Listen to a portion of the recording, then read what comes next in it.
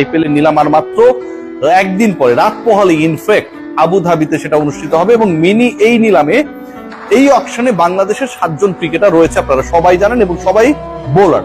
5 জন pacer রয়েছেন, 2 জন spinner রয়েছেন, এবং এই ক্রিকেটারদেরকে নিয়ে যে নিলামটা অনুষ্ঠিত হবে আবুধাবিতে, সেখানটায় নিলামের আগেই ফ্র্যাঞ্চাইজিগুলোর আগ্রহের জায়গাটা কমে গেছে। বাংলাদেশ ক্রিকেট বোর্ড প্রতিবারই আইপিএল এলেই, ইন্ডিয়ান প্রিমিয়ার লিগ এলেই যে ঘটনাটা ঘটায়, সেই ঘটনাটার পুনরাবৃত্তি এবারও ঘটিয়েছে। এবং এই ঘটনার পুনরাবৃত্তির সাথে জড়িত সবচেয়ে গুরুত্বপূর্ণ ডিপার্টমেন্ট যেটা, সেটা ডেফিনেটলি ক্রিকেট অপারেশনস। যে ডিপার্টমেন্টের দায়িত্বে আবার আমার অতি প্রিয়, আমাদের অতি শ্রদ্ধাভাজন নাজমুল আবেদিন ফাহিম।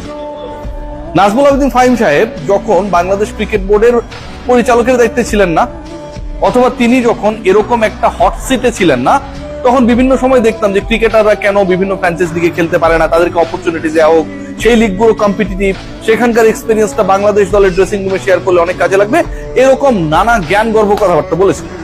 কিন্তু তিনি যখন আজকে ওই পার্টিকুলার চেয়ারে চলে গেছেন, তখন ক্রিকেটারদের জন্য এক্সপিরিয়েন্স গ্যাদার করা, নিজেদেরকে